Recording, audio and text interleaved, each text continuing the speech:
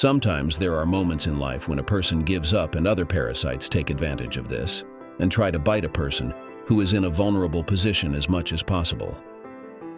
I was in such a situation and lost my wife, who cheated on me with my enemy. Do you know how big an 8x8 room is? Since I wear a size 10.5 shoe, I can pace it off in just over 9 steps, and I've done that a lot recently. You see, I've had too much free time for the past 4 months, and without my laptop, I've been trying to find ways to keep my mind occupied. I either mentally recite the periodic table or the formulas I was working on before. Sometimes I lie in bed, listen to the sounds around me, and try to identify them to pass the time. I keep telling myself that what I did was in my daughter's best interest. I know it was, but now I'm wondering if I had an ulterior motive as well. I'm not sure about anything anymore, but that's the story I'm sticking to, at least until I get out of here. Good morning, Mr. Moore. How are you feeling today? My lawyer, Victoria Howe, asked as I was led to the long, shiny wooden table and my handcuffs were removed. Pretty good. I've lost another 2 pounds. I figure by Christmas I'll be back to my ideal weight. Did you know that I can do 100 military push-ups without stopping? Our conversation was cut short. All rise. The Fifth Circuit Court is now in session. The Honorable Judge Thomas presiding, the bailiff announced to everyone in the courtroom. The judge took her seat and adjusted her reading glasses before looking our way. Ms. Howe, are you and your client ready to proceed? Yes, Your Honor, Victoria replied. Very well. Then please proceed. Victoria, or Vicky, as I like to call her, attempted to submit another set of motions. The judge listened to her speak non-stop for what felt like 10 minutes, without her even pausing for breath.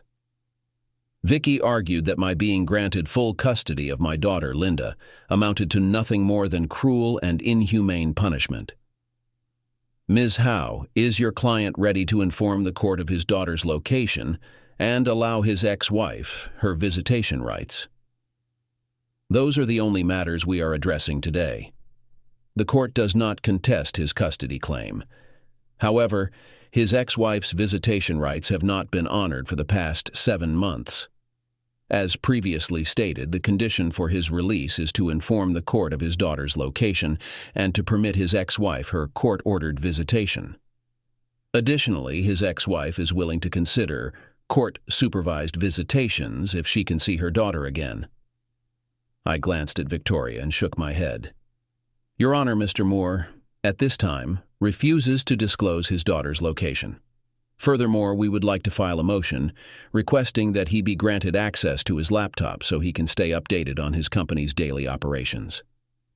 Contempt, disgust, no, it was more like anger, crossed the judge's face.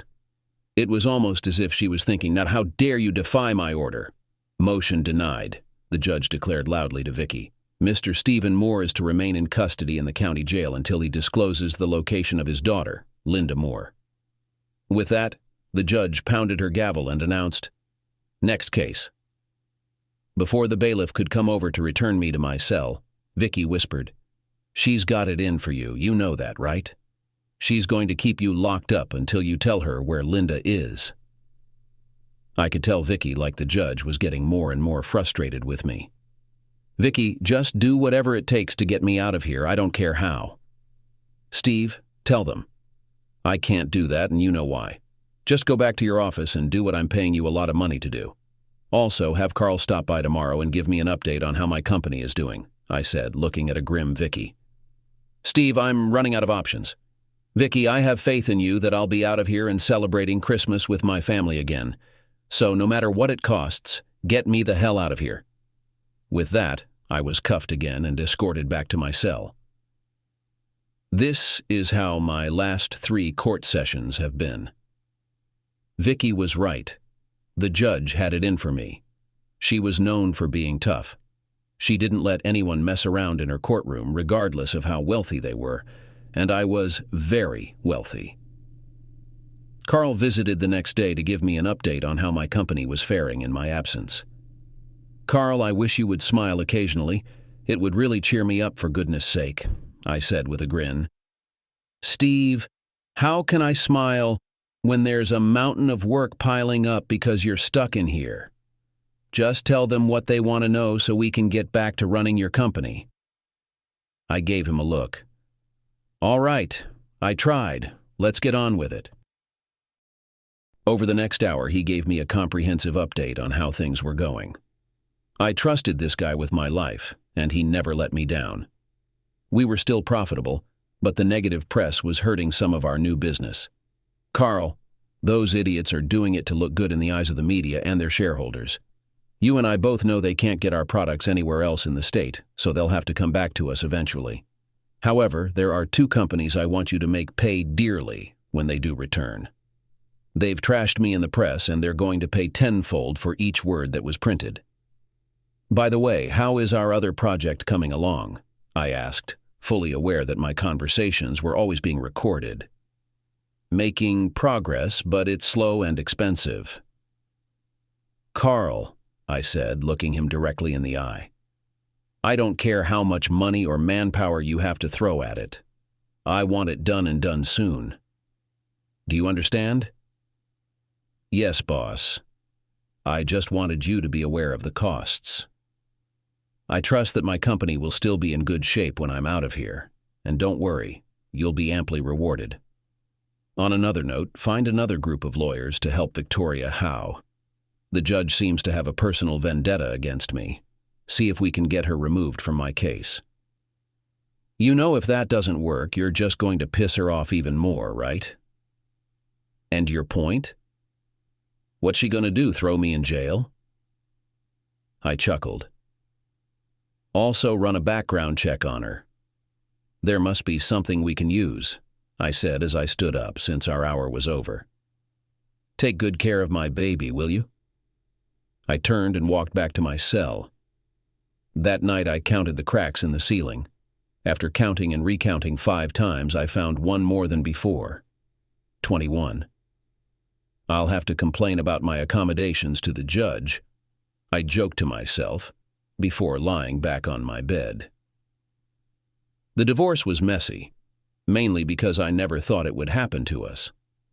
Thank God my father insisted on an ironclad prenuptial agreement, or it could have been much worse. I had just started my career and was blinded by my love for Sheila. I didn't see the need for a prenup back then. We were supposed to be in love forever, but I guess forever only lasted 8.5 years. Luckily, she agreed to sign it. She probably believed in forever too, even though it wasn't. As I mentioned, I'm wealthy, but more importantly, I'm smart. Maybe a bit arrogant too.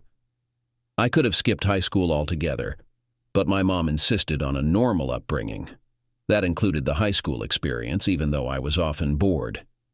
She did agree to let me take college courses online as long as it didn't interfere with my regular life. By the time I was a high school senior, I had already earned my BA. My mom made sure I went on at least 2 dates a month. Most of the girls I met were not on my intellectual level, and I quickly grew bored of their trivial teenage attitudes and games. At 5'10" and 165 pounds, I wasn't athletic and didn't look the part. But I also didn't wear geeky glasses or carry a pocket protector. I was fairly average looking, the type of guy girls might describe by saying, well, he has a great personality. My parents weren't wealthy, and I drove their old car. It was clear I wasn't exactly prime prom king material. Mom, I really don't want to go tonight, I'd repeatedly tell her as she drove me to one social event after another. Honey, do it for me, will you? Find a nice girl, talk to her, and maybe even ask her to dance. You may be book smart, but you also need to know how to interact with others. You can't learn social skills from a book. You have to experience them firsthand, she'd always remind me with a smile. Now go in and have a nice time. My mom never took no for an answer. She was determined to turn me into a social butterfly one way or another. Me? I preferred to blend in with my surroundings and live my life as inconspicuously as possible. That, however, became quite difficult once someone nicknamed me Brain, and it stuck. Kids can be so brutal sometimes. Graduating from high school set me free. I received a full fellowship to our state university and could pretty much do whatever I wanted after that. I double majored in chemistry and biology with a minor in math. Through the college, I got a research grant to work on food enzymes, and that's how I met Sheila. She was studying to become a lab tech. At 5'4", with light brown wavy hair, sparkling blue eyes, and a nice figure, she was both smart and cute in a geeky sort of way. I might have been the consummate academic, but I could definitely appreciate a pretty girl when I saw one.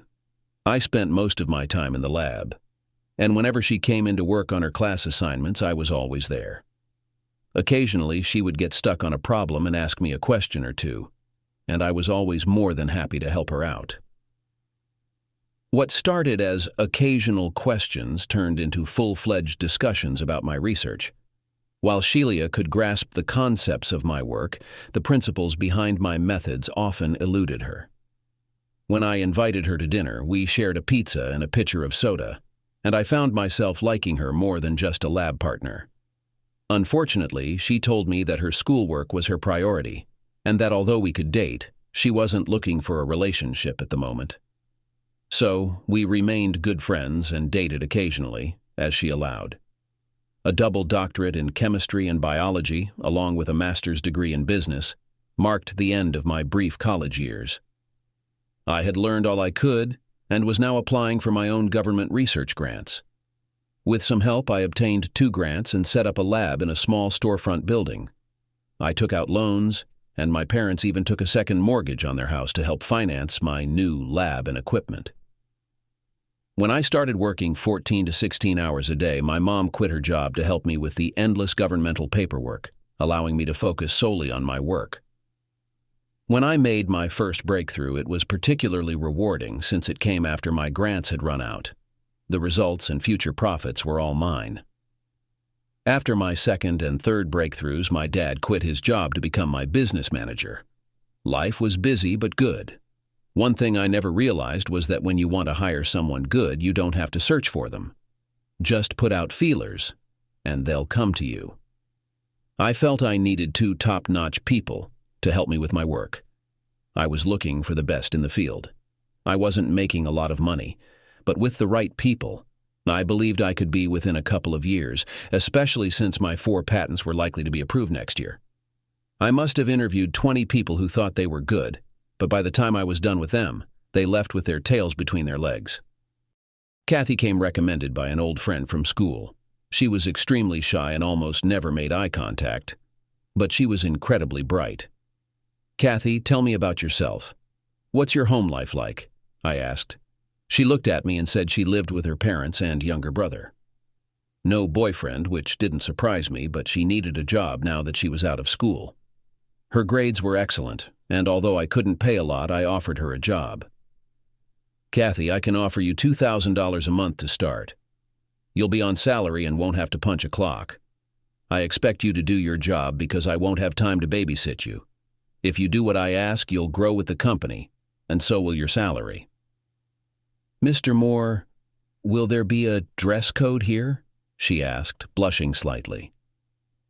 "Katie, I don't care if you work without outerwear as long as you do your job." My reply made her blush even more. She accepted, and I was down to needing just one more employee.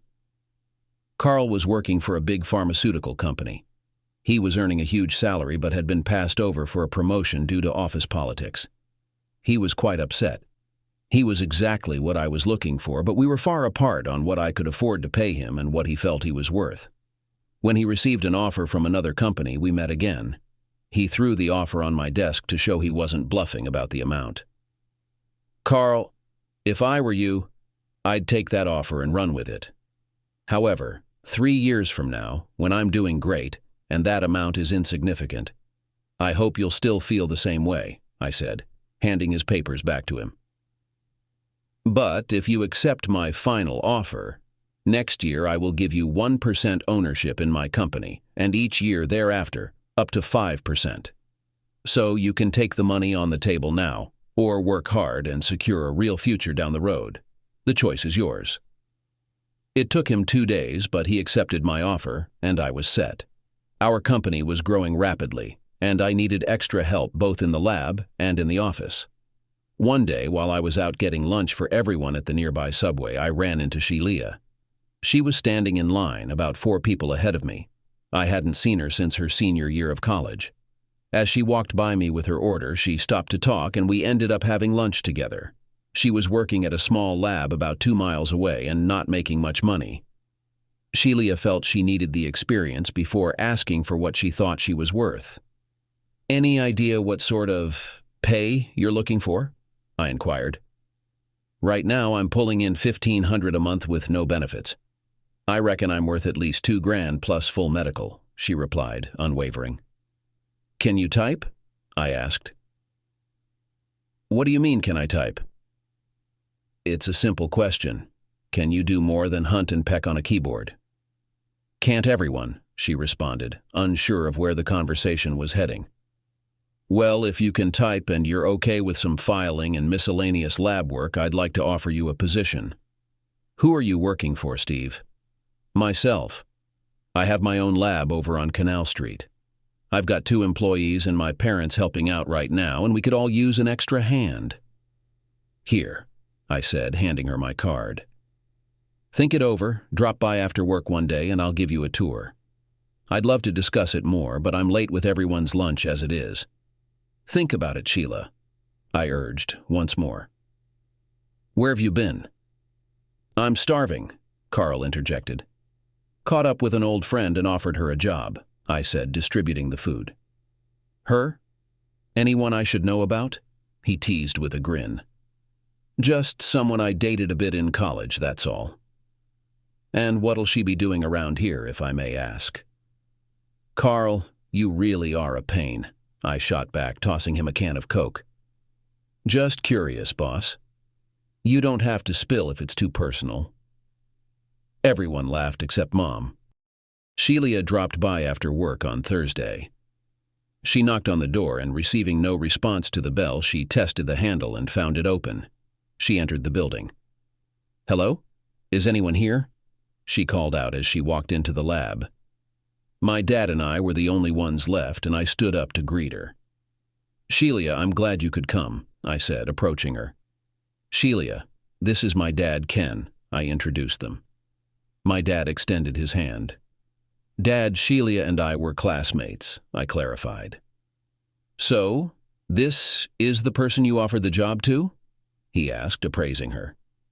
"Sheila, let me show you around my project." For the next 2 hours, I provided her with a detailed overview of our current position and the projections for the next few years. We've recently signed 3 new contracts and are in the process of expanding to a larger facility. My father has secured financing, and by Christmas, we expect to double our current size. "Sheila, I believe you would be a valuable addition to our team, and I can offer you the salary you're looking for. Aren't you interested in reviewing my resume or anything before making a job offer? Remember, we already collaborated during our time at the college. Steve, you were working while I was studying. Nevertheless, I know you're intelligent, hardworking, and receptive to new ideas. With those qualities, you'll be a great fit for our team. In that case, I accept your offer. I'll need to give my current employer a week's notice, but I can start right after that." We shook hands on it. My father observed silently throughout.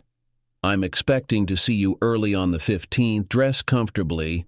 We have casual Fridays every day here.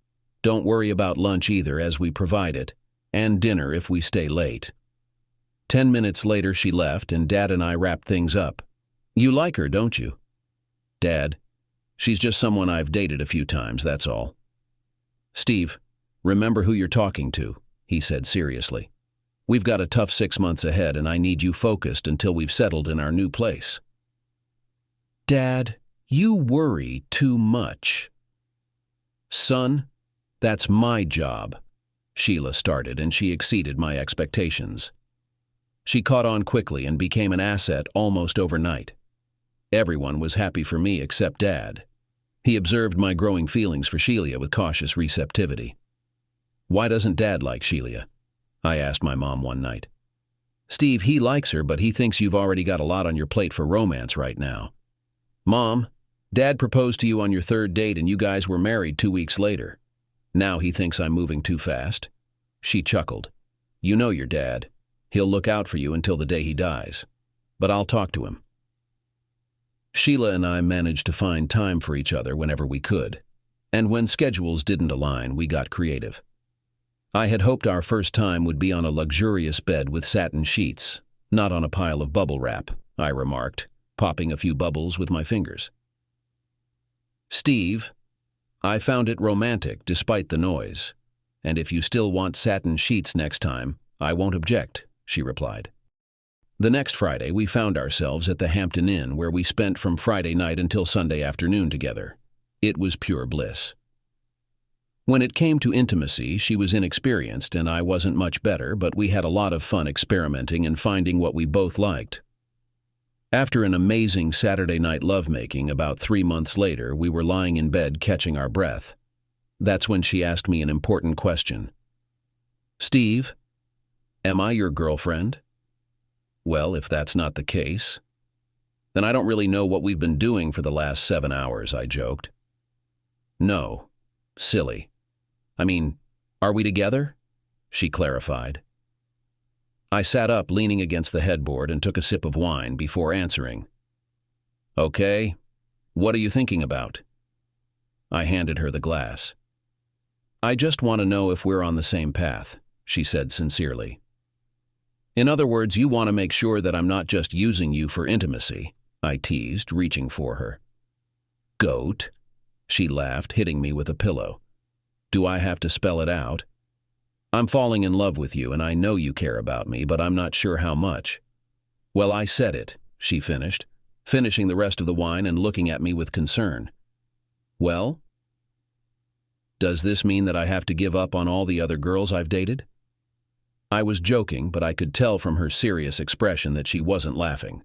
Look, I really care about you, and I think you know that. Is this love? I believe that, but give me some time, okay? After the move, we will start all over again and think about what we want to achieve. Steve, I think we've explored everything I have to offer, except for one thing. But that's not going to happen anytime soon. I just needed to know that I wasn't being used, she admitted. Sheila, there are 2 things I don't do. I don't lie and I don't play games with people I care about, I assured her, kissing her gently. Now that we've figured it out, what is this topic that we haven't explored yet? And with that, we continued what we had been doing for the last 24 hours, each trying to outlive the other. I won. After that night, we officially became a couple, and everyone, even my father, knew and accepted it. The following months were incredibly challenging. Our business flourished, but between managing that and our relocation, we had very little time together. By December 15th, we had settled into our new building, and by the 22nd, everything was operational just in time for Christmas. We closed up shop between Christmas and New Year's, allowing everyone to relax over the holidays. Christmas Eve was spent at her parents' place, and Christmas Day at mine. By the evening of the 25th, exhaustion had set in. Since we still lived with our respective parents, we found ourselves increasingly seeking refuge at the Hampton Inn. Steve, she murmured one night as we lay in bed recovering from another intense evening, I need something from you. Give me an hour and I'll see what I can do, I replied, pulling her close, kissing her, and gently biting her lower lip. No, I mean it. So do I said, playfully reaching for her. I sat her on my lap. Steve, look at me, please. I want us to get our own apartment. Her words made me pause, looking at her intently this time. I'm serious. I think it's time we move out on our own. I'm 23, and you're 27. Don't you think it's about time we have our own place? Considering what we spend on hotel rooms, I bet it would pay for itself, she added, her voice tentative. If, of course, you're on board. I knew that sooner or later this conversation would take place, and I've already thought about it a lot. Now that we're living together, we hope that everything will go back to normal, whatever that means. I really like the idea of us having our own place. Okay. When do you want to do this? I think that surprised her a little.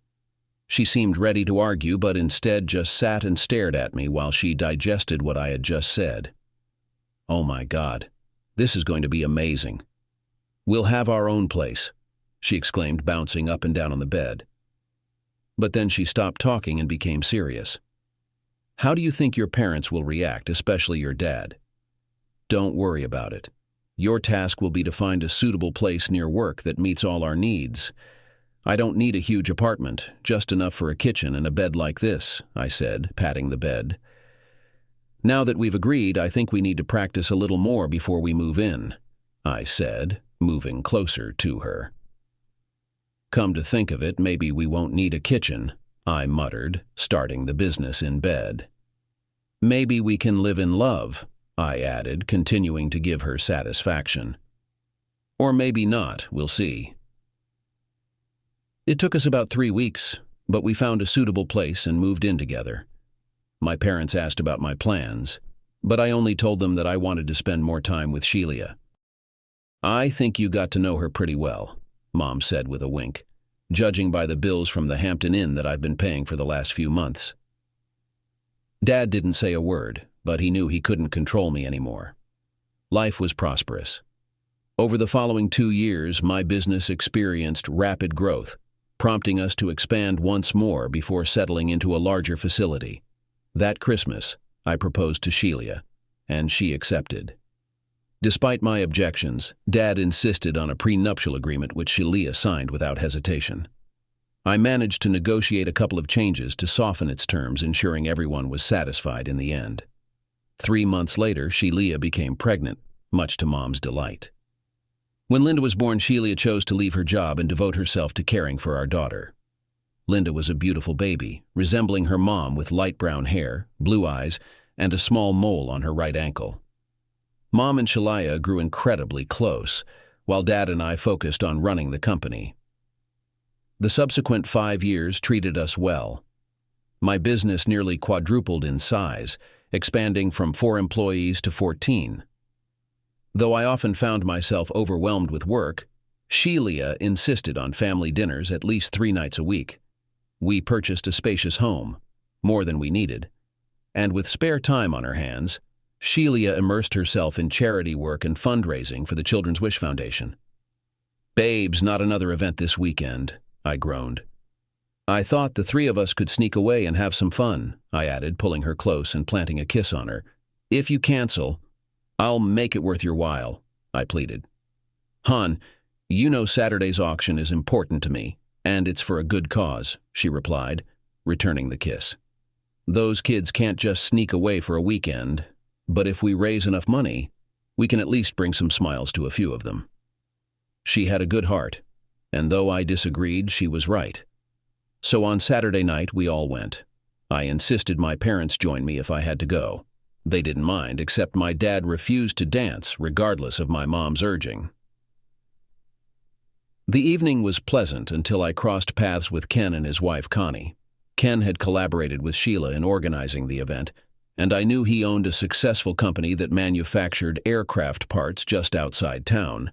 With the U.S. government as their major client due to ongoing wars, business was thriving. "This is Ken and Connie Collins," my wife introduced.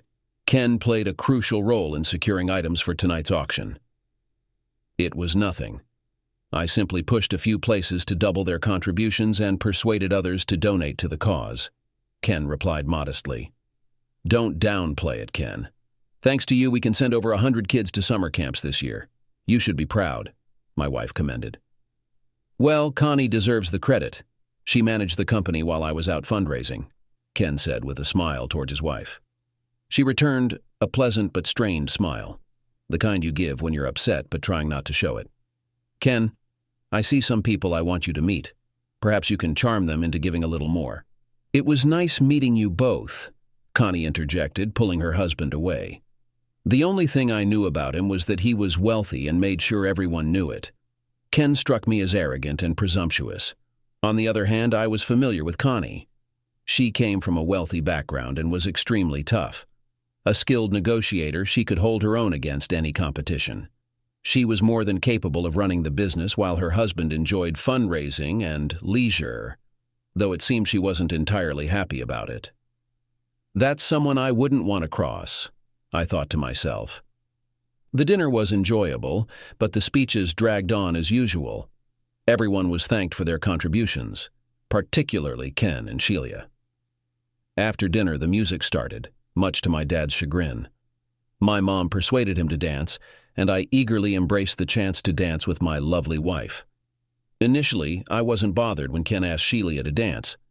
While there was nothing untoward on the dance floor, I felt uneasy about the way he held her, talked to her, and laughed with her as they danced. That was the only dance Ken would have with my wife that night. As the auction began, everyone got into the spirit, bidding generously on various items, often exceeding their value for a good cause. When the high-value items came up, bids were more cautious, mindful of tight finances. I had already purchased 2 moderately priced items and intended to stop there until Sheila asked if I would bid on a weekend trip to wine country. "Please, honey, do it for me, will you?" How could I say no? The auction was intense, and Ken seemed unusually determined to win. After I made the last bet, Ken immediately raised it by $1,000. Since there were no other bidders left, he took the prize. When he got up to pick them up, he explained that he wanted to take his wife there for her birthday. Everyone applauded his gesture, but his wife remained indifferent, calmly sipping wine. Trouble in paradise, I thought to myself. "We should have won this trip, Steve," Sheila complained, pouting. "Darling, with the money he paid, we could go for a whole week instead of 3 days, I reasoned. "He did it for his wife, Steve. It's so romantic." "If you want romance, wait until we get home, my love." "It's intimacy, not romance." "Okay, I'll buy you flowers on the way home, okay?" She gave me a look that said flowers alone weren't enough. That's how it all started. They say a cockroach can squeeze through a tiny gap only 64ths of an inch wide.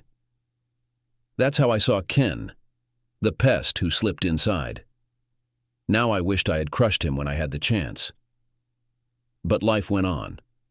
I was working, Sheila was doing charity work, and until May 21st we seemed like a happy trio. It was late, and I was sorting through the papers when I looked at my watch. 7 o'clock. It's time to leave. I turned off the light and headed down the hall to my mom's office. She was sitting there with her head on the table. "I don't pay my employees to sleep, even if they gave birth to me," I joked loudly, but she didn't move. "Mom, wake up. Dad will be furious if I don't get you out of here." I went over and touched her shoulder. It was as cold as ice. When they arrived at the scene, the paramedics tried desperately, but she couldn't be revived. She was already gone. They suspected a heart attack, pending confirmation from further tests. The next 24 hours passed in a blur. I heard distant voices, but paid them no mind. There was a lot of crying and condolences, but none of it registered. It was my mom, the one constant in my life. "Steve, sweetheart, is there anything I can do?" my wife asked repeatedly, though there was nothing anyone could do to bring my mother back. My daughter cried, and I held her until she stopped. Then my own tears began, and they never seemed to cease, at least not internally. A part of me died that day, a realization that would only fully sink in months later. Carl and the other managers stepped in to handle things at work for both Dad and me. Dad knew Mom was ill, but they had agreed to keep it from everyone, including me. All the arrangements had been made in advance, so there was nothing to arrange now. I didn't eat, I didn't drink, and occasionally I forced myself to breathe. I hardly recall much of the funeral. Physically I was present, but my mind was elsewhere. It was well attended, and I hear she received a beautiful tribute in the paper, although I never read it. My mother was gone, and this time she didn't take me with her. Dad had always been the disciplinarian, but Mom handled everything else. She nurtured me emotionally and shaped the person I would become. Through her eyes, I saw the world as conquerable. When Linda was born, we grew even closer, if that was possible. Her death left me adrift. I felt hollow inside, like a part of me had died too. Dad and Sheila ensured I received the help I needed. With counseling and medication, I gradually reconnected with life, though it took nearly 5 months. I managed at work, and to an outsider I appeared fine, until I stepped out of the solitude of my lab. I think Sheila and Linda struggled the most. They attempted to reach out to me, but I never responded. Sheila and I had physical intimacy, but it wasn't fulfilling for her, and I sensed her frustration. When I began to re-engage with life, I noticed Sheila had undergone LASIK surgery recently. Life was moving forward without me. Carl was incredibly supportive, and one day I thanked him for everything. He asked if there was more he could do, but I assured him he'd already done more than enough. Dad threw himself back into work vigorously soon after the funeral. Carl had to intervene more than once to send him home. Together they expanded the business while I struggled to come to terms with my mom's passing. It was just over 6 months after the funeral when I first realized something was amiss.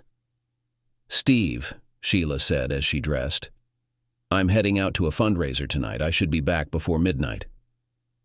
"Don't you want me to come with you?" I asked.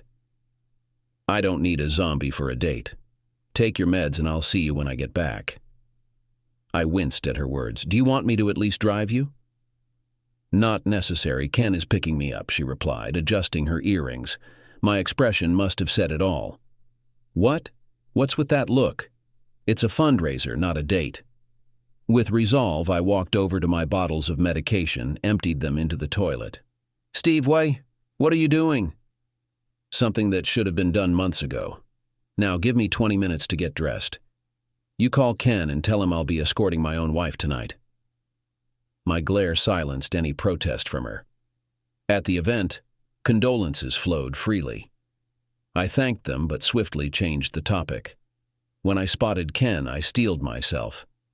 "Steve, you're looking well. How are you doing?" "Never better, Ken," I said aloud, though my thoughts were less cordial. He seemed to catch on, excusing himself and moving away. "That wasn't very friendly," Sheila whispered. "I have no reason to be friendly to him," was my curt reply. After dinner, when the music began, I invited Sheila to dance. "You want to?" she asked. "I'm not dead yet," I replied with a smile. So we danced for the next 30 minutes. It felt wonderful to hold her in my arms again, and then it happened. "Hey, old man, mind if I steal this dance with your beautiful wife?" Ken asked, already reaching out to her. "No." The surprise on his face suggested he wasn't accustomed to being denied, which also caught Sheila off guard. "Steve, it's just one dance," Sheila pleaded, looking at me. "What part of no is unclear?" "Okay, let me say it again slowly so you can grasp it fully. No, you're not dancing with my wife now or ever again. Do you understand? Or should I write it down for you?" I said firmly, locking eyes with him. "No problem," he muttered, backing away. "Steve, that was rude." "Sheila, did you want to dance with him instead of me?" "Of course not." "Why would you even ask that?" "Just the way you looked at me when I turned him down, that's all." My thoughts raced that night. Did we make love later? No. She said she had a headache. The next morning I left before Sheila woke up. I was the first one at work. "Good morning, boss." Carl greeted him as he entered, arranging his things and starting to make coffee. "You look good. How are you doing?" "Like I can fight a bear, so please don't mess with me this morning," I growled at him without a hint of a smile. "Well, it looks like old Steve is back. Maybe we will finally meet," he said. For the following 2 days, I didn't return home at all. I slept in my office, took showers, and since I had spare clothes there, all I needed was some food. I had already turned off my cell phone, unplugged the office phone, and instructed everyone to leave me alone. As I reviewed the test results from the past month, I discovered too many oversights. That prompted me to call a meeting. Listen, if you want to keep your jobs come Monday, I strongly advise you to start performing. Otherwise, I'll find someone who can. Consider this your only warning. Next time, I'll be handing out severance checks. Clear? There were plenty of nods, some fearful expressions, and a few annoyed people, but the message got across. Just before 5, when Sheila arrived, Carl cautioned her against entering my office. I don't know what went down between you two, but if I were you, I'd stay out of there.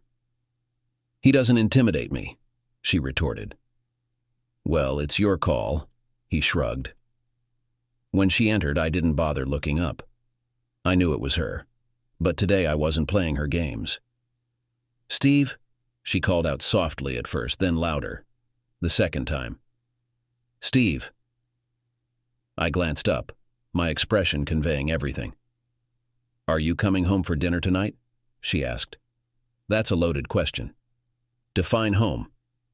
What are you talking about? It's simple, Sheila. Define home. And why should I even bother going there? Fine. I'll entertain your nonsense. Home is where we live together, where you're expected to come for meals and sleep every night, she replied sarcastically. See? That's exactly what I mean. It's the place where my beloved family used to live.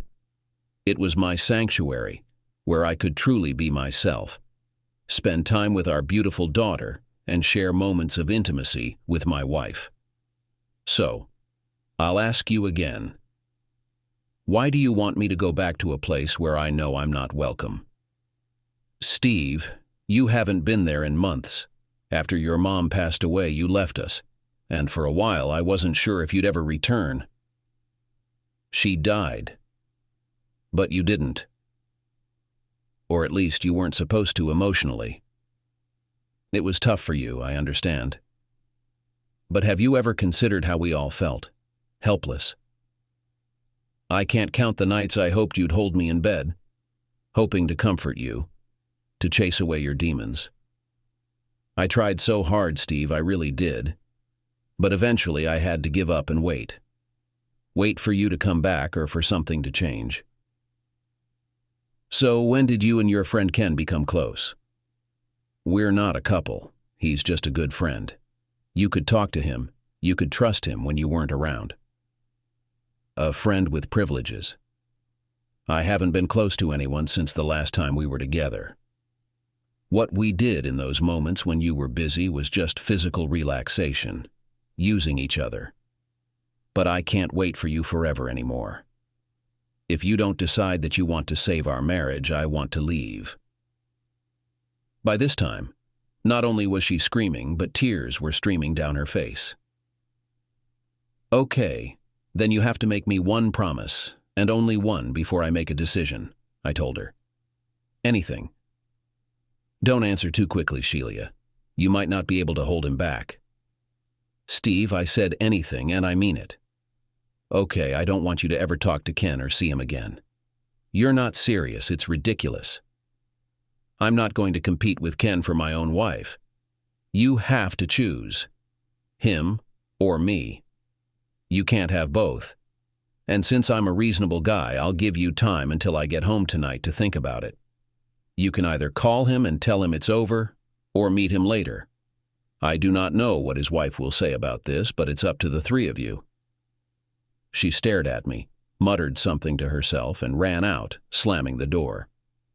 Well, I'll soon find out if I still have a wife, I sighed to myself, sinking back into the chair behind the desk.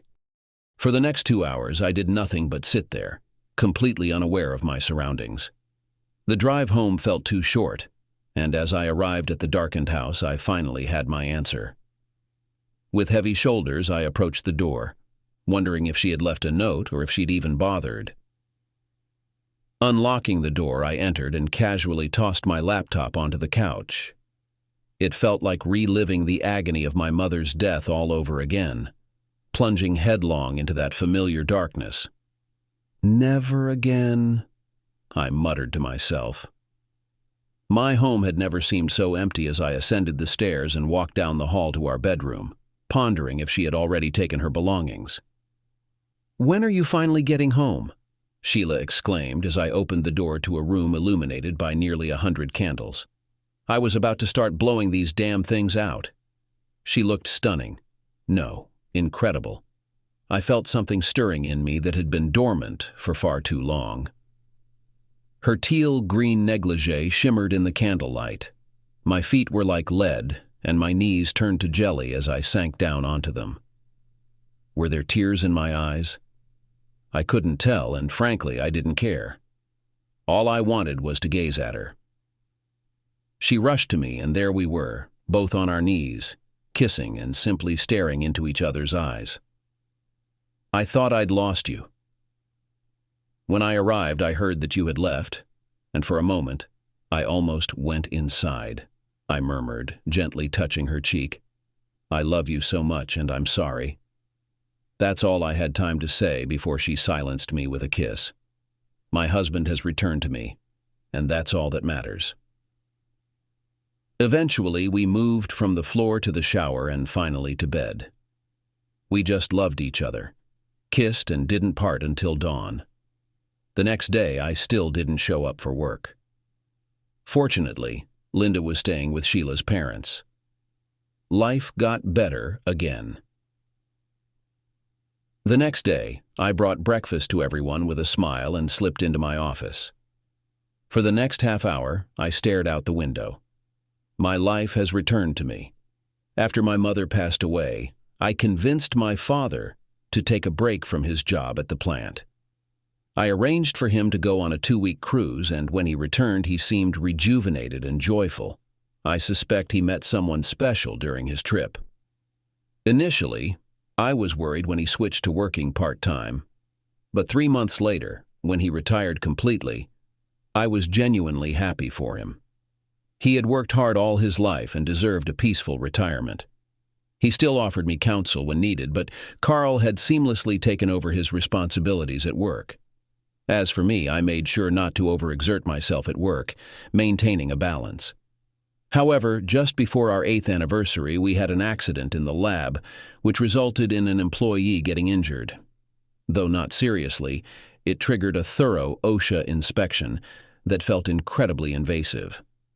Amidst the chaos, I completely forgot our anniversary, and by the time I remembered, the damage was already done. Sheila had planned a getaway for us, but due to the OSHA audit, I couldn't leave at that critical moment. Frustrated, she accused me of loving my work more than her, lamenting, "I can't compete with your damn lab." I assured her we could go anywhere once the inspection was over, but tensions lingered between us. Despite outward appearances, there was an unsettling feeling that things weren't quite right between us, though I couldn't pinpoint exactly what it was. Sheila had been less involved with the Children's Wish Foundation in recent years. However, after the lab accident, she threw herself back into it. We had discussed giving our daughter a sibling, but now she dismissed the idea. "We're not getting any younger, and if we're going to do it, we should decide soon," I told her. "Steve, I'm not sure I want to go through all of that again at my age. Linda is at an easy age, and I value my freedom. Let's think about it for a couple of months, okay?" "No problem. I love you and Linda enough that I'm fine either way," I assured her. So, 3 months later, she decided it would just be the 3 of us. Did I mind? Not really. I had everything I ever wanted right now. How that guy re-entered our lives, I'll never know. But he did. Ken and his wife had split up, and she ended up with about 45% of his business. He wanted her to take shares in the company, but she insisted on cash, so he ended up deeply in debt to settle with her. Their son chose to live with Ken while their daughter stayed with Connie. Rumor had it Ken was seeing someone else. Instead of a messy divorce, since there was no prenuptial agreement, they split everything and went their separate ways. Couldn't have happened to a nicer guy. When we spotted him at one of the dinners, Sheila glanced at me. "Steve, we're bound to encounter him occasionally, it's inevitable," she said, watching him approach us. "Good evening, you two. It's been a while since I've seen you guys." Out of consideration for Sheila, I was exceedingly polite. "Evening, Ken," I greeted, extending my hand. "You're looking well. I heard about your situation with your wife." I feigned concern. Inwardly, I felt a sense of satisfaction. "You know how it goes. Life has its ups and downs. And I heard you had a bit of trouble at the lab. I hope no one was seriously hurt." "Just a rookie mistake. Took me ages to clear it with OSHA. They hit me pretty hard, but hey, life moves on." "Well, I should mingle. I see a couple of new faces over there who haven't contributed yet. Take care, both of you. Hopefully we'll bump into each other again soon." He grinned widely and walked away. "In your dreams," I silently retorted. "See? That wasn't so difficult. We can still be civil for the kids' sake," Sheila remarked. She was right about the kids, but not about Ken. I never trusted that guy, and I never would. Oddly enough, it seemed like we bumped into him everywhere we went. What struck me as peculiar was that he was never accompanied by another woman. He was still handsome and wealthy enough to attract anyone he wanted. Not that I cared, mind you. It was just an observation. Okay, I dropped my guard. Seeing Ken around made Sheila think that what I'd once asked her to promise was no longer valid. But to me, it still mattered. That tiny gap between us had widened. I had no clue about the lunches or the fundraising visits to other companies until a CEO friend from another company in the tri-state area casually mentioned that my wife and Ken had approached him for a donation 2 weeks earlier. "I suppose it's for a good cause, and your wife certainly knows how to pitch it. You should consider hiring her back." That guy she was with, though, if it had just been him, I might still have given something, but not as much. Between us, I wouldn't trust him an inch. But maybe that's just me. "I don't trust many people except maybe your wife," he chuckled. I didn't. I waited almost 2 months before saying anything. I hoped Sheila would come clean, but despite dropping plenty of hints, she never did. Finally, I lost my cool when she mentioned going on a 2-day fundraising trip. "Are you going alone, or is Ken joining you?" Sheila looked like I'd struck her in the stomach. She was caught, and she knew it. "Yes, he's probably coming with Gary and me. I assume you're aware we've been fundraising together for a while," she remarked, taking a sip from her water glass, anticipating the inevitable. "I thought we had an agreement." "We did, but that was when you were jealous of anyone in slacks. I believe we've both matured beyond that childish jealousy. Plus, the itinerary is all set for the 3 of us. It's a significant 2-day swing that will likely stretch to 3. We need to secure the funds before summer so we know how many kids we can send to camp. Sheila, you promised me, remember?" "Get over it, Steve. This is about the children, not about Ken anymore. I'm an adult. I don't need your permission to do this, and I'm going. It's too late to cancel now. Remember how you sulked for months? Did I stop you from returning to work when you missed our anniversary? No, we moved past it. Sheila, you're making a mistake. Steve, sometimes I just don't understand you anymore." That's where we left it that night. Did we make love before she left? What do you think? That gap was now 1/8 of an inch wide. We tiptoed around each other until she left, and even afterward, for months. Did we reconnect physically? Yes, but it felt different. We both held back, unwilling to give ourselves completely. I tried to initiate conversations about our relationship, but all I got was resistance. Each week widened the gap between us. I attempted to mend things repeatedly, but it seemed like we were headed for disaster. "I'll be out of town Tuesday and back Wednesday afternoon," she informed me. "I need to visit 3 final companies to seal the deal." "No," was my curt response. "No what?" she shot back. "If you're planning to go with Ken, then no, you're not going. Steve, we've been through this. I explained it all last time. And you assured me you'd cut ties with Ken. Obviously, that promise meant nothing." Her glare turned to anger. "Steve, I'm going. she stated firmly. As I said before, think about what you're doing. You might regret it. I'm going, and nothing you say will change that, she stormed off. She went on her trip and I stayed home, rearranging our bedroom. Where are my things? She demanded upon her return. In your new room. What new room? The old guest room is now yours, I replied. Her eyes flashed with fury. Fine, just great, she spat, storming upstairs. From then on, it was a living hell. She started flaunting her trips, almost daring me to confront her, but I refused to give her the satisfaction. When she stopped inviting me to fundraisers, I seethed in silence. When that jerk came to the house, I made sure he left empty-handed, his car's windshield bearing a reminder. Things deteriorated further, so I decided to have her followed. I waited for her as she arrived home late on Saturday night, just after midnight. I sat in the dark with a drink in hand, rehearsing what I wanted to say countless times. But when she walked in, all my prepared words vanished.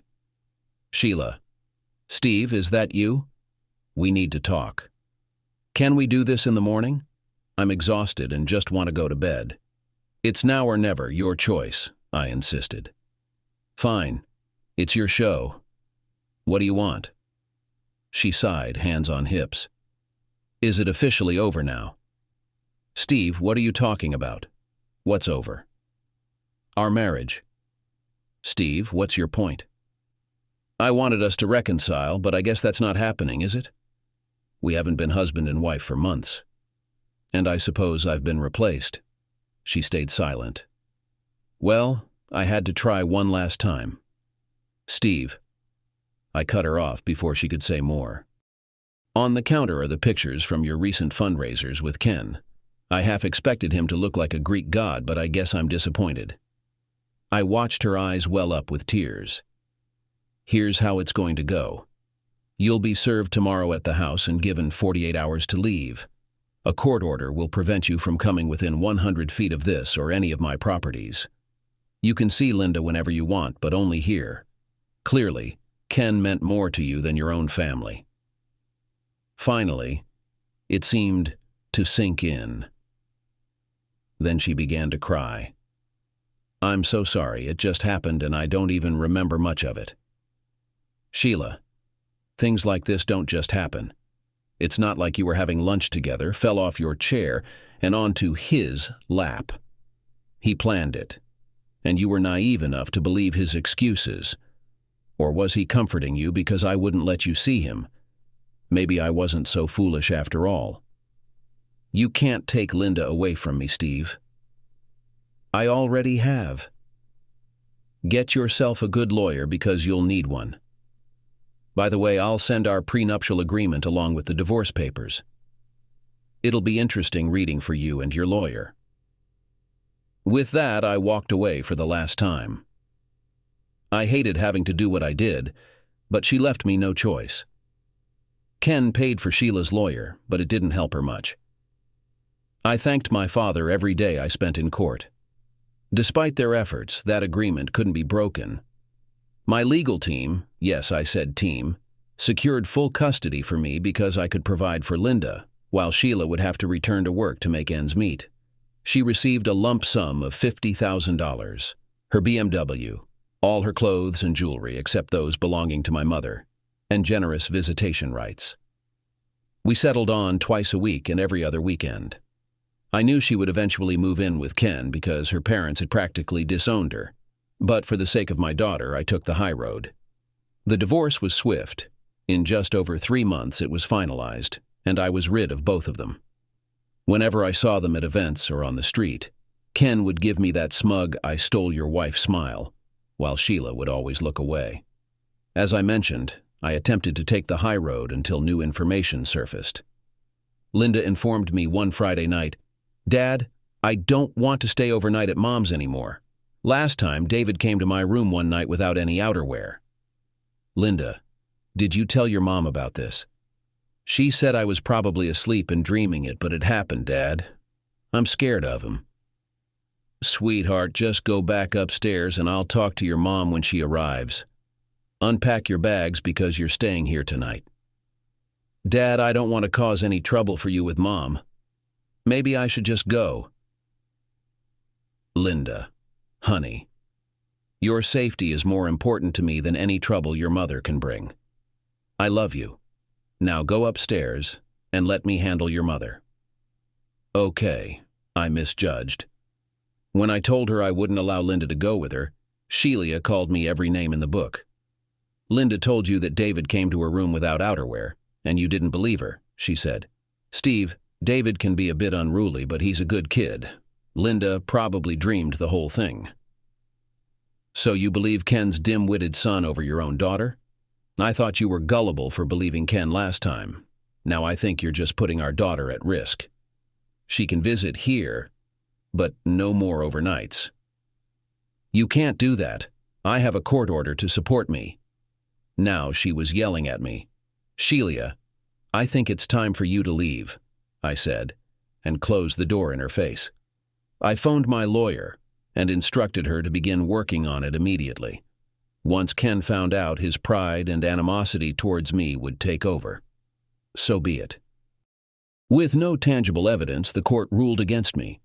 I resisted as much as possible and then instructed my lawyers to delay proceedings.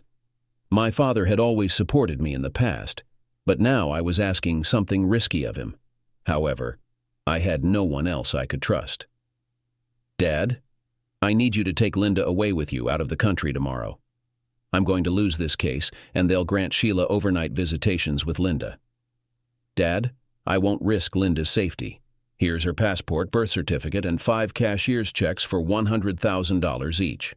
That should cover your expenses until this blows over. I don't want to know your destination, but it better be discreet. Find a way to contact me in about 6 months. If not, wait another 6. Steve, I'm seeing someone now, and if you don't mind, I'd like to bring her along. You sly old fox, I chuckled. Bring whoever you like, but it has to be tomorrow morning. I'm running out of time. On Thursday, I bid my daughter farewell, unsure when I'd see her again, but knowing it wouldn't be any time soon. She cried and apologized. I reassured her she had nothing to apologize for. After one last kiss and hug, she left with just a small pink backpack and her stuffed rabbit. I didn't sleep that night, and by morning I was back in court. Mr. Moore, this court instructs you to resume the court-ordered visitation with your ex-wife, starting today. You must bring Linda to her mother today or face contempt charges. Do you understand? Yes, Your Honor. I understand, was my only response. I left the courtroom and met with Carl, explaining the likely outcome. It's up to you to keep things running smoothly with my daughter. Do whatever you need to do.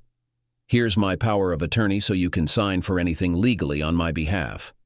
I don't know how long this will take, but I trust you to do the right thing. With that settled, I returned home, poured myself a strong drink, and waited. My phone rang incessantly, but I ignored it, knowing who was calling.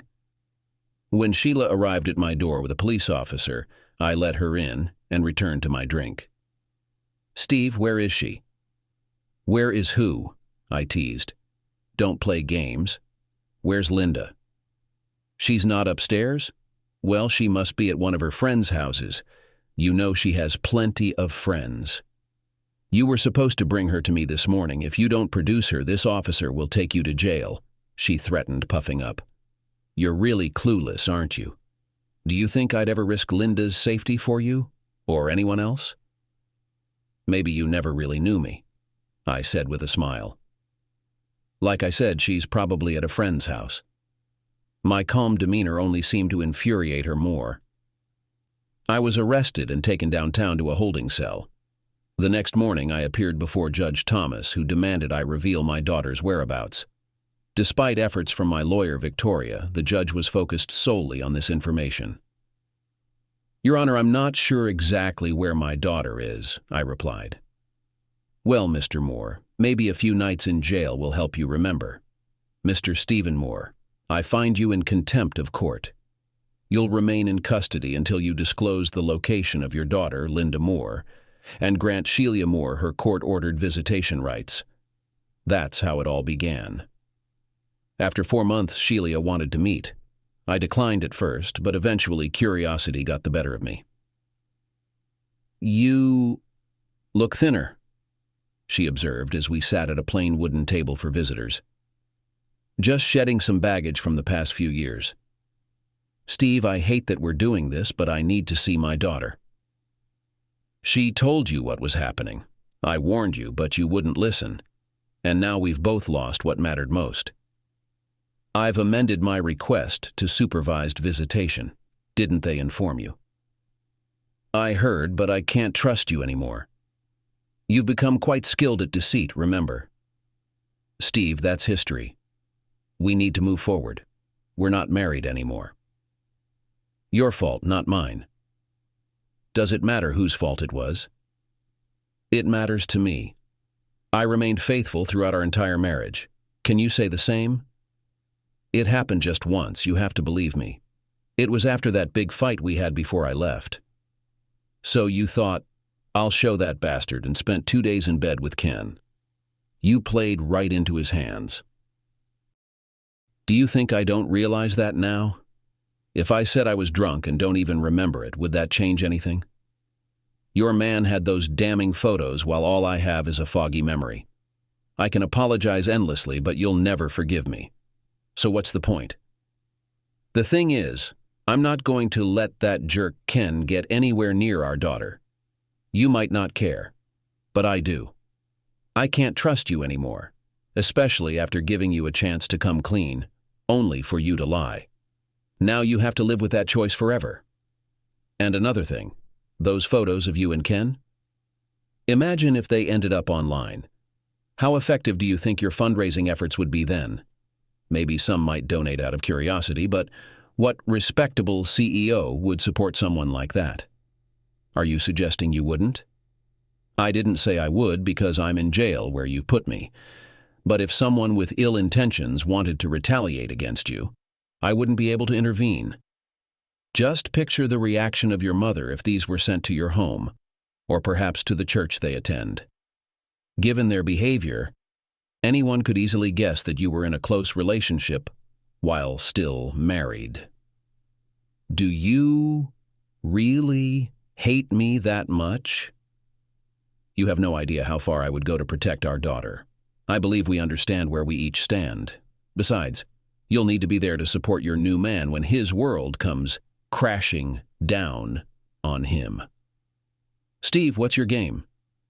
What game could I possibly have? I'm in jail, remember. A month later, Carl visited me as usual with an update. Steve, I've arranged everything you requested. It's all been verified and fully documented. We've got not one but 2 options, if you catch my drift. I'm prepared to take action. Just give the word. Carl, I need you to do me a huge favor today, I explained, outlining what was needed. You're joking, right? Nope. Complete the task as I've asked, then come back on Thursday. I'll discuss next steps then. I slept soundly on Tuesday night. I would have slept through breakfast if the guard hadn't informed me I had a visitor. Good morning, Ken, I greeted him enthusiastically. I'm sure it's a beautiful day outside, although I haven't had a chance to see it lately. Stop talking nonsense, Steve. Your boyfriend said that you need to discuss something important. I'm here, tell me, you have 5 minutes.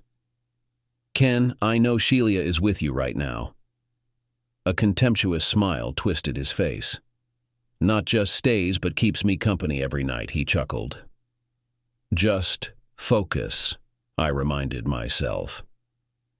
However, I need you to kick her out today and sign an agreement that you will never see her or talk to her again. Do you understand? Are you crazy? Why would I do that? Because if you don't, I'm going to give you hell. And trust me, you're not going to like it. You're a pathetic coward. I took your woman away and now you're threatening me from here? Pathetic. If that's all you have, I'm leaving. By the way, I plan to have a great time with Sheila tonight and maybe even let my son try. He couldn't get your daughter, but her mother is the best candidate for this post. She was an easy target.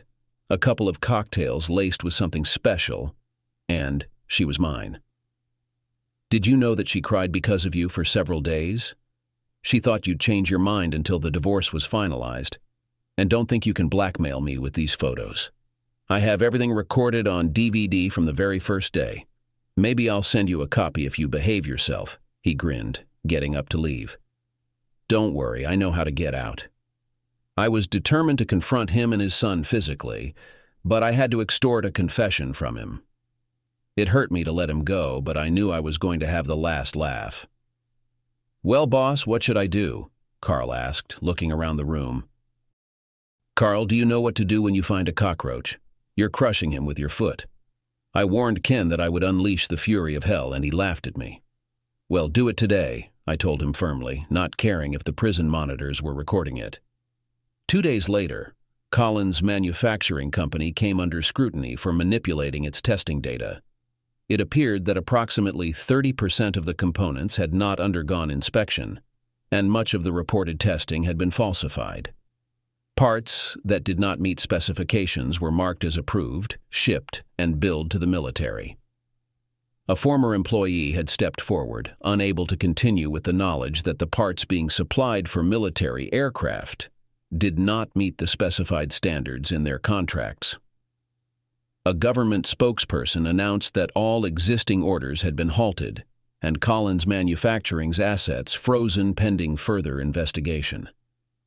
That former employee must be sleeping a lot better tonight, knowing he did the right thing by exposing such a serious issue at his former company, I thought to myself, despite still being in jail. Collins Manufacturing stock plummeted dramatically. Ken's face dominated the news for weeks, now facing impending criminal charges. As part of a separate investigation, the district attorney was given a video recording in which Ken Collins confesses to a county jail inmate that he gave a woman illegal substances and assaulted her. No victims had yet come forward to corroborate the allegations, but the case was under investigation. About a week later, I found myself once again standing before Judge Thomas. Mr. Stephen Moore, you are released. Your ex-wife has dropped all charges and requested your release. I'm not sure what game you've been playing here, but I strongly advise against appearing before my court again. Do I make myself clear? Yes, Your Honor, I replied. Case dismissed, she declared, banging the gavel.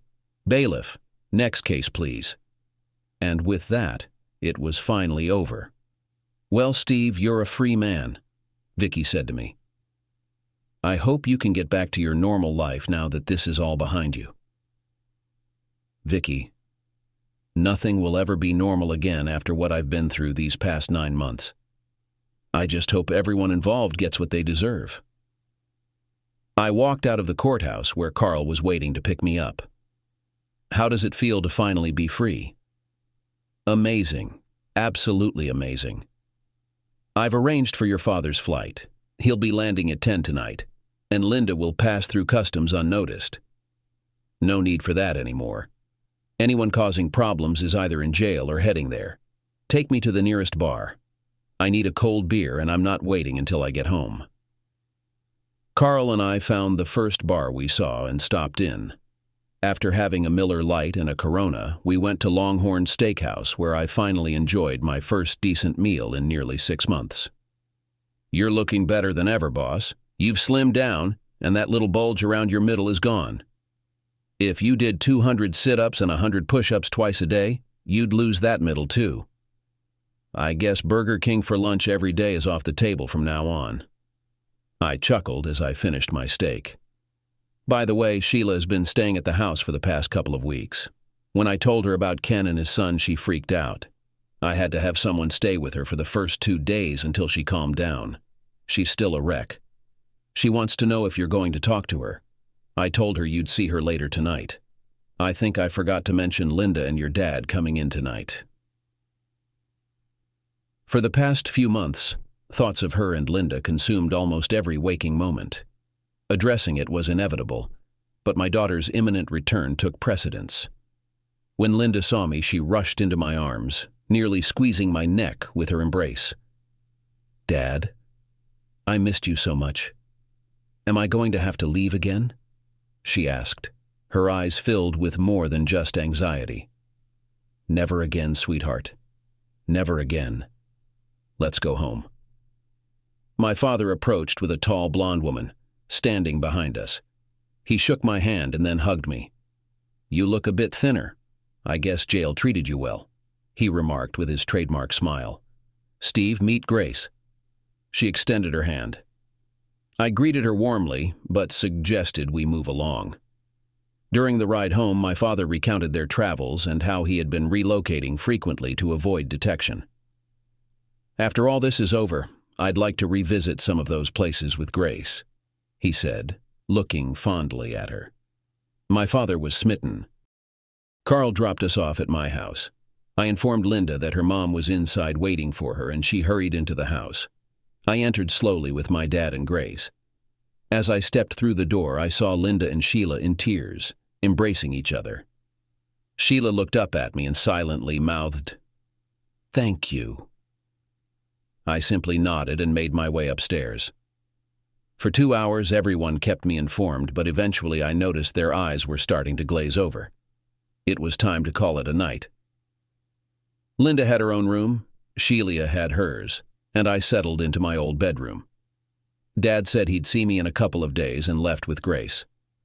"Steve, we need to talk," Sheila attempted to say, but I interrupted, promising her we could talk later. I took a long, hot shower in my familiar bathroom and fell asleep in my own luxurious bed. It felt like heaven. It took me a while to drift off. I had grown accustomed to the nighttime noises in jail, and my bedroom was almost too quiet. I'm not sure if Carl or Sheila restocked the refrigerator, but by 7 o'clock the next morning I was grateful for a real breakfast. Sheila came down just after 8, wearing the white robe I had given her years ago. "Have you made coffee yet?" "There's a whole pot, help yourself," I said, pouring my second cup. "Carl called me the day before you met with Ken at the jail. He filled me in on everything and advised me not to even return to Ken's house to get my clothes. He's kept me updated on what happened, and Ken was far worse than I ever imagined." "Sheila, we don't have to discuss this right now," I tried to say, but she cut me off. "Steve, if I'd had this conversation with you months ago, none of this would have happened. But we didn't, and it did. I won't attempt to apologize because words can't undo what I've done to you and Linda with my foolishness. Please, just don't take my daughter away from me again. I couldn't bear losing her once more." Tears streamed down my face now, and the anger I once felt had long faded, though she was no longer my wife. "Sheila, you're welcome to stay here as long as you need. I have no intention of kicking you out.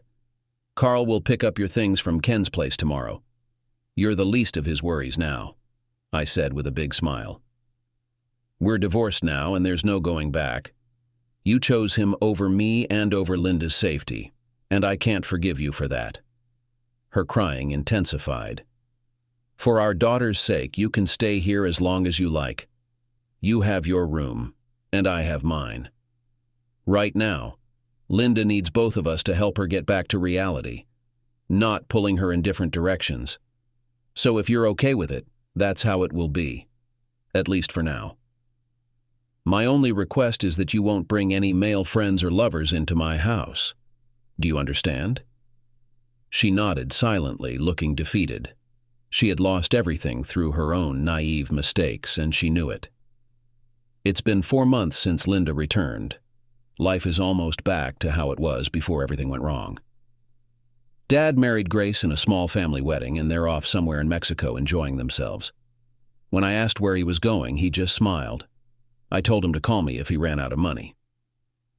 My business is thriving more than ever, and after I was cleared in the press and those companies that criticized me came crawling back, I decided not to gouge them too hard. I just wanted to put this whole mess behind me. Ken has lost everything and is facing multiple charges. Sheila accused him of terrible things towards her, and he could spend more than 20 years in prison. His ex-wife recently contacted me, admitting Ken's mistakes and expressing hope that we could get our lives back together. Sometimes we have lunch together, and I find her a wonderful woman whom I would like to get to know better someday. Sheila still lives in my house and doesn't date anyone. She works part-time in the lab while Linda is in school. I pay her a salary, like any other employee, and provide a maximum monthly income of $401,000. Are we a couple? Not quite. Like Sheila, I have neither the time nor the desire to go on dates right now. About 2.5 months after I returned home, Sheila came to my bedroom one night and we were close. It was not love, but rather the satisfaction of a long overdue physical need. It's happened a few times since then, but we've never discussed it outside the bedroom. Have we reconciled? Definitely not. I'm still struggling to trust her, and I'm not sure if I'll ever be able to again.